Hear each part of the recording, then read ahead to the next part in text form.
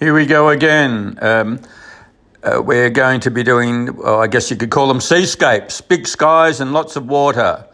Not for the faint-hearted, these ones. The most important thing to do is think about where your white is going to be. Your white is your brightest colour, and the white is the white of your page. Here's a few examples of some other paintings I've done. Some of them have been photographed through glass, so excuse the reflections, but they're all fairly similar. So I'm just penciling out where the white of the cloud will be, just to give me a brief idea, but there's no drawing really in this. Big brush, have a go. You won't know unless you have a go. Nothing worse than wondering, what would happen if I do this? You just do it, then you know what's going to happen.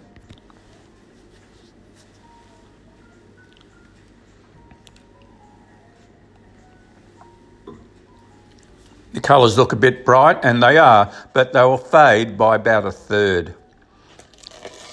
There's the tape coming off. And this little white line I'm creating, that's so essential. Imagine if that wasn't there.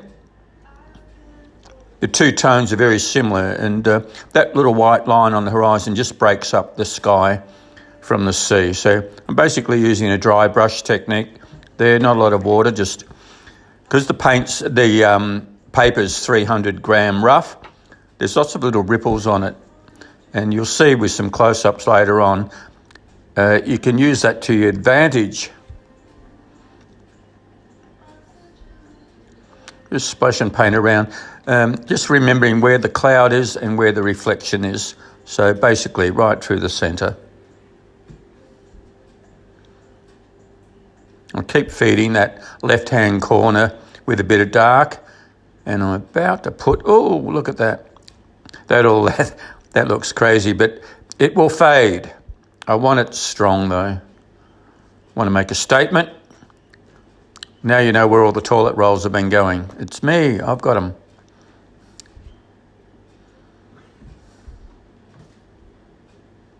A few rocks in the foreground, just to add a bit of interest.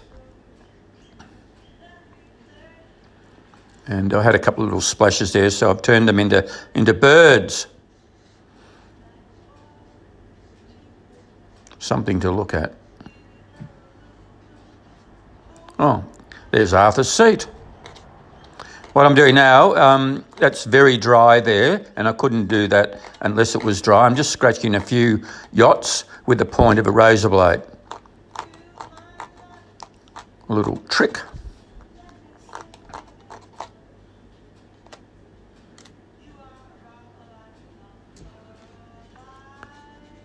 Okay, see the little lovely grainy effect on the paper? There's the dry brush effect. If you like some sense of order in your life, don't do this painting. Actually, it works. I think it worked out quite well. A lot of fun. Here's an example of some other paintings. Big yacht. All very similar.